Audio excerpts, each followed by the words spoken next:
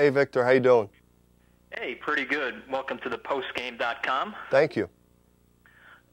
Just maybe start off by talking about some of your experiences as a college player, and I want to take you back to 1991. You guys beat St. John's in the regional finals, Yep. and that sets up the rematch against Vegas. And they'd beaten you by 30 in the title game the year before, and you had a rough game because you were sick.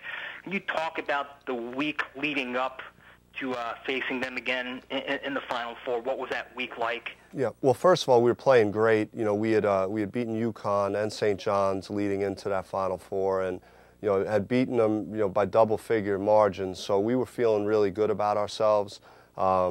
We understood the challenge ahead of us with playing Vegas. They were undefeated and being talked about as one of the great teams of all time. So we understood what we were facing. Coach K did a phenomenal job of getting us prepared, making us believe that we could compete against those guys.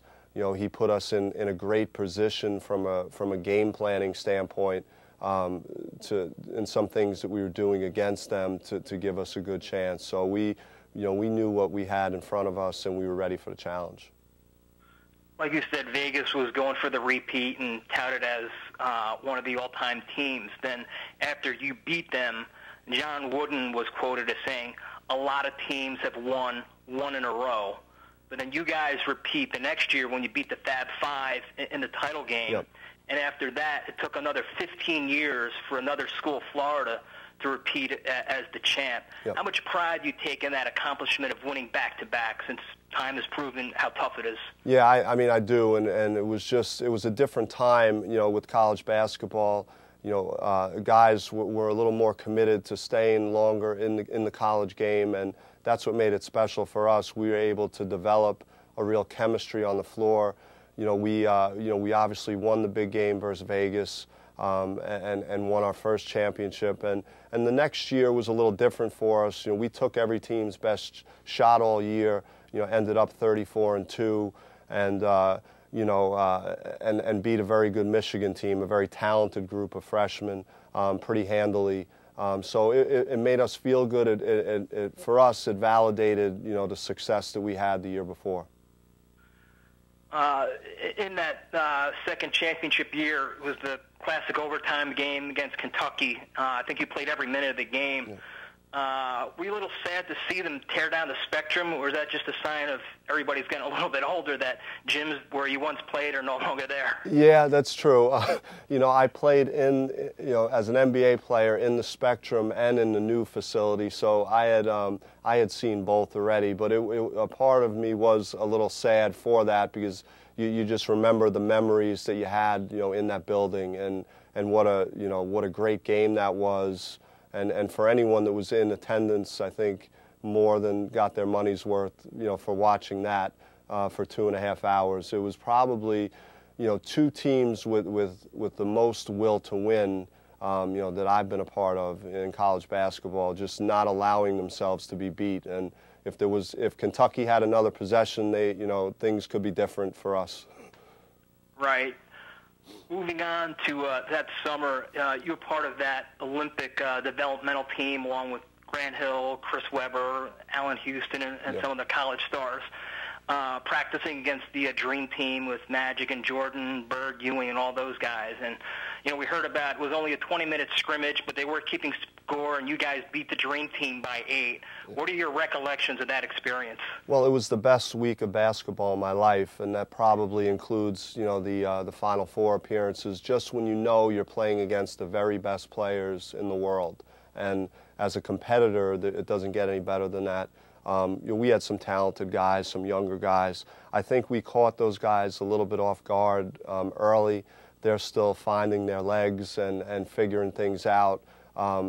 We came out there with really nothing to lose. I was scared to death to be playing against them, just knowing the level of talent that was on the floor.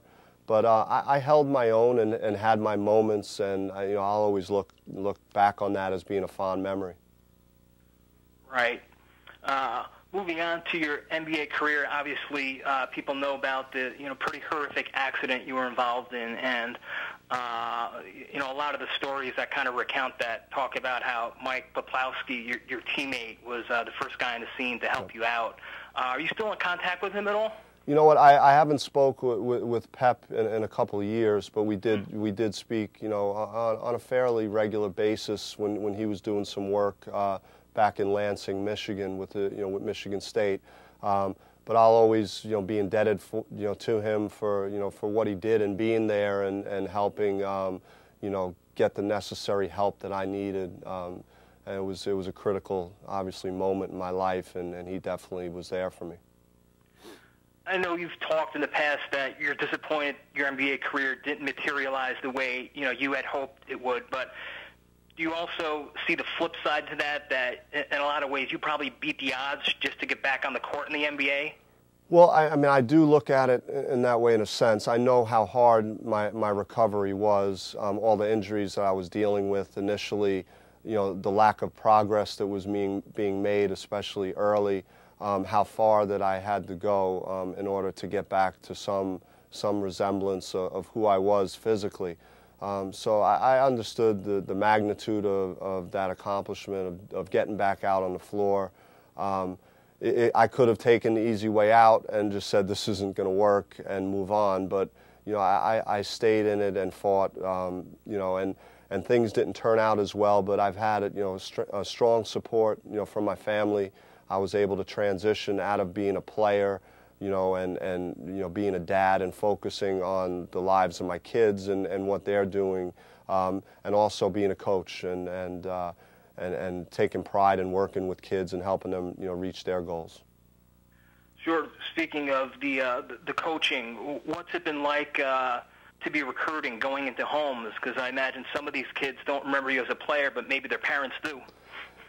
Yeah, I mean, no doubt that the parents do. The coaches, they're pretty aware of my history as a player, and it definitely helps. With my family being as successful in coaching as they've been, especially my dad as a Hall of Fame coach, and then Dan, all the success he's had at St. Benedict's as a high school coach over the last 10 years.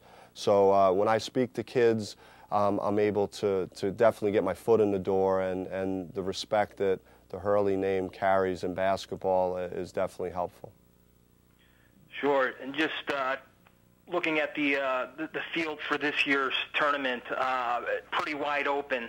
I know we can't pick a Final Four because the brackets aren't set, but yeah, have maybe 4 teams that catch your eye that might be able to separate themselves, which has been tough this year. A lot of people have been jockeying for the top spot all season. Yeah, it's been wide open. I think no one's really separated themselves, but the Big 12 conference I think has some really top high-level teams. I like maybe a team like Texas with the talent they have, and possibly Kansas as getting to a Final Four. From the Big East, you could look at a team like Pittsburgh that has been at the top of the Big East all season in probably the toughest conference in college basketball. And there could be a dark horse, someone that no one's thinking about right now, that their game is getting right at the right time. If I had to pick a 4th team, I would probably go with Duke at this point, just with my loyalties and my respect, my respect for what Coach K could do and the players that he has on his team that have got it done already. Sure. Well, that's great. Thanks very much for your time. Is there anything else that you would like us to know before we let you go? Well, I just excited about being here today with Dove Men's Care Body Wash and Deodorant. They've provided me an opportunity to speak about my journey to comfort, my life, off the floor, some adversities I've been through, the value that I place upon being a father, and also now coaching with my brother. And you could get more information on it by going to dovemencare.com, and you get some behind-the-scenes footage of that. And you could also register to be involved in a sweepstakes to have a chance to go out to Los Angeles and watch a Laker game with Magic Johnson. So that's a really unique thing for any basketball fan. Great. Thanks very much, Bobby. Hopefully we can connect again down the line. Sounds great. Good talking to you.